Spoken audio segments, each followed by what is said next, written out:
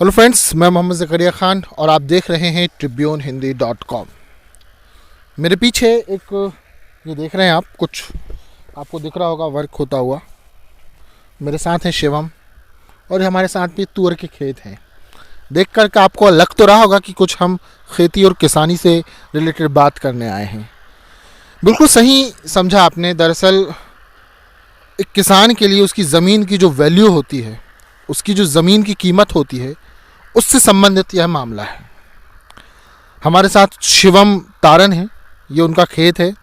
और ये जो नहर देख रहे हैं ना, पेंच विवर्तन योजना, जो कि माचागोरा डैम छिंदवाड़ा ज़िले में जो स्थित है, उससे संबंधित है। और इस योजना का जो महत्व सिवनी और छिंदवाड़ा दोनों ज़िले के लिए बहुत अहम है, बहुत ज़्यादा महत्व की योजना है।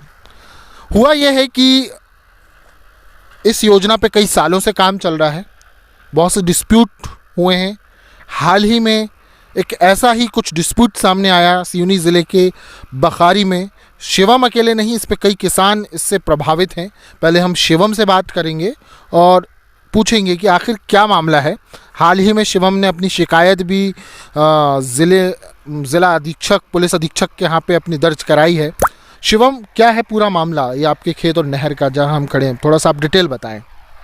ये हमारे खेत में नहर खोदना था जी, जो कि 2017 में इसका काम पूर्ण हो जाना चाहिए था। अब उस समय कुछ अड़चनें आई होंगी, उस वजह से नहर पूरी नहीं हो पाई जी। फिर उसके बाद इन लोग नहर खोदने वाले जो ठेकेदार हैं वो 2018 में हमारे खेत में आए जी, हमारे से ऊपर वाले किसानों के खेत में गए, उनसे बात किए जी।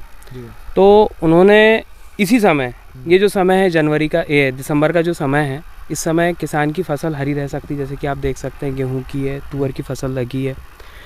उन्होंने इस पर खुदाई करना शुरू कर दिया।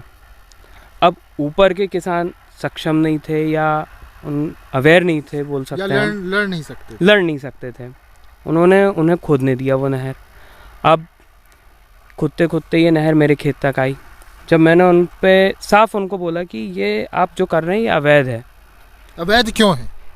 इसलिए है ये अवैध कि भूमि अधिग्रहण अधिनियम 2013 ये बोलता है कि जब तक एक किसान को उसकी ज़मीन का मुआवजा और उस ज़मीन की जो किसान एनओसी है वो नहीं देता, तब तक कोई ठेकेदार कोई भी उस पर काम नहीं कर सकता है। ये लोग तो खड़ी फसल खोदते हुए आ रहे थे। उस समय में इन्होंने काम रोक दिया। फिर उसके बाद कोविड का समय आया, उसमें ये 2 साल बीत चुके थे। उसके बाद इस साल इन्होंने फिर से ये काम शुरू किया। अब काम शुरू किया तो जहाँ से इन्होंने रोका था वहीं से इन्होंने ये काम शुरू किया। यहाँ में जैसे कि आप सब लोग देख सकते हैं कि मेरी तुअर की फसल लगी थी। इन्होंने रात के समय चोरी से मेरे खेत में घुसे और ये नहर खोदने की कोशिश की है। अब दूसरे दिन इनका जो एक लोकल ठेकेदार बोलो या सुपरवाइज़र बोलो, उसने मेरे को फ़ोन किया कि भैया मैं आपके खेत में नहर खोदने आ रहा हूँ। मैं बोला भैया आप जब तक मुआवजा नहीं करवा देते तब तक मैं ये नहर आपको नहीं खोदने दे सकता हूँ। उन्होंने ठीक है कहा और फ़ोन कट कर दिया। अब जब ये चीज़ें मैंने सुना और 2-3 लोगों से और सुना कि आप लोगों के बीच समझौता हो चुका, आपके और ठेकेदार के बीच में, बोला ऐसा कुछ नहीं हुआ है। मुझे शक हुआ। मैं ये खेत का मेरा सबसे पिछला हिस्सा है। मैं यहाँ एक दिन, उसी दिन मैं यहाँ घूमने आया। जब मैं आके देखा तो यहाँ पे लगभग मेरी ये 10-12 डिसमिल की जगह जो तुअर की है, इसको नष्ट कर चुके थे इन लोगों ने। और ये जो दिख रहा है, जी हाँ, ये और शायद ये तुअर ये वही है। ये हमने बहुत मेहनत से पाले थे, देख सकते हैं आप। ये इतने एक तुअर का ये झाड़ बनाने में ये दिख रहा है, कैमरे में दिखाइए, ये नजर आ रहा है। ये तुअर का इस प्रकार का झाड़ बनाने में हमें 6 से 7 महीने लगते हैं। भारी भरकम मशीन डाल के इन लोगों ने ये तुअर की फसल को रौंदा। जो हमें जब स्थल निरीक्षण करवाया गया था, जिस जगह से बताया गया था कि नहर जाएगी, उस जगह से नहर नहीं खोदी। अच्छा हाँ, ये आपने अभी बातचीत में बताया था कि पहले इधर कुछ खुदाई हुई थी सामने जी, और ये काफी दूरी है। जी जी जी। क्या है ये मतलब ये हुआ ये था भैया, जब ये पानी यहाँ से आता था, ये हमारा निचला क्षेत्र पड़ता है और इसके ऊपर ऊपरी क्षेत्र है, पहाड़ी क्षेत्र है। स्वाभाविक है कि जब बारिश होगी तो पानी वहाँ से नीचे की तरफ बढ़ेगा तो जहाँ गड्ढा है उसके द्वारा नाली, कोई भी एक नाली के द्वारा पानी निकलेगा। ये देख लीजिए, ये हमें बताया गया था जब स्थल निरीक्षण कराया गया था, तब हमें तय निर्धारित जगह हमारी ये थी कि आपकी नहर यहाँ से जाएगी और तब जाएगी जब इसका मुआवजा आपको मिलेगा। नहीं तो कितना फ़र्क है दोनों जगह के बीच? अब आप देख सकते हैं कि लगभग 20 से 20-25 फीट का फ़र्क आ गया है यहाँ से और ये जगह पे। ये भैया 20-25 फीट का फ़र्क। मतलब अगर ये नहर आएगी इधर जी तो हम खड़े हैं इधर तक आएगी जी, और वो इधर 20 फीट इधर से 20 फीट उधर जाएगी वो नहर। अब यहाँ से लेके ये लगभग 2000 फीट लंबी जगह जाएगी। अब 20 गुणित 2000 फीट कितना हो जाता है आप भी बताइए? 4000 स्क्वायर फीट और 40,000 स्क्वायर फीट। सॉरी, आपने कुछ एसपी कार्यालय में भी आवेदन दिया है? क्या दिया है? एसपी कार्यालय में हमने आवेदन नहीं दे पाए थे। हमने बंडोल थाना जो अधीक्षक हैं उनको, बंडोल थाना जो प्रभारी हैं उनको हमने जाके आवेदन दिया था। उनका भी हमारे तरफ जो था कोई कार्रवाई करने का उद्देश्य नहीं समझ आया उनका कि इस जो इन लोगों ने जो गलत किए हैं उस पर कोई कार्रवाई करें। मेरे खेत में चोरी से घुसना, मेरी फसल को नष्ट करना, मेरी जो प्रॉपर्टी उसको हानि पहुंचाना।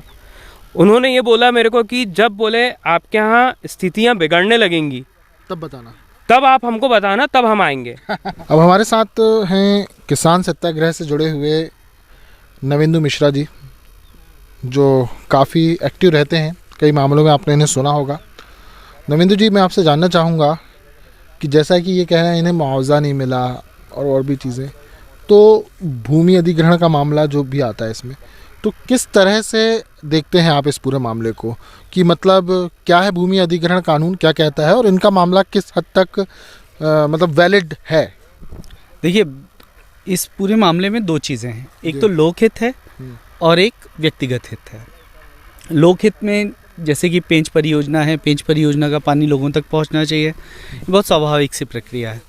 लेकिन इस हेतु किसी का व्यक्तिगत हित मारा जाए ये नहीं होना चाहिए और इसी बात का ध्यान भू अर्जन अधिनियम में रखा गया है। भूमि अधिग्रहण कानून 2013 में इस बात का पूरा ध्यान रखा गया कि सरकार जब भी किसी व्यक्ति की ज़मीन को लेगी, चाहे उसकी संपत्ति ले, उसका घर ले, किसी भी प्रकार की संपत्ति लेगी, तो उसका उचित मुआवजा उचित प्रक्रिया से उसे दिया जाएगा। पहला स्टेप ये होगा कि वो सीमांकन करेगी, चिन्हित करेगी। उसके बाद वो स्थानीय निकायों में, चाहे वो नगर पालिका हो, ग्राम पंचायत हो, वहाँ चस्पा करेगी, उस पर दावे आपत्तियाँ बुलाएगी। उसके बाद प्रकाशन किया जाएगा न्यूज़पेपर्स में।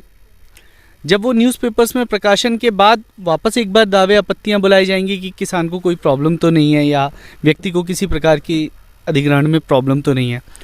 उसके बाद जब वो उस पर सहमति बन जाती है, उसके बाद इसका अवार्ड निर्धारित किया जाएगा। हाँ, एसडीएम द्वारा कितना मुआवजा मिलेगा और देन अगर उस पर किसान या व्यक्ति संतुष्ट नहीं होता तो वो आर्बिट्रेशन की प्रोसेस में जाएगा, जहां वो काम कर सकता है। यहाँ पर ऐसा लगता है ये सारी प्रोसेस हुई नहीं इस पूरी प्रक्रिया में शिवम के केस में सारी चीज़ों को दरकिनार कर दिया गया, उनका स्थल निरीक्षण किया गया और स्थल निरीक्षण के पश्चात सीधे के सीधे बगैर किसी प्रकार का मुआवजा दिए और बगैर उनको सूचित किए उनकी ज़मीन पे काम शुरू कर दिया गया, जो कि पूरी तरीके से अधिनियम का अपवर्जन है और अवैध है, एक क्रिमिनल ऑफेंस अलग है।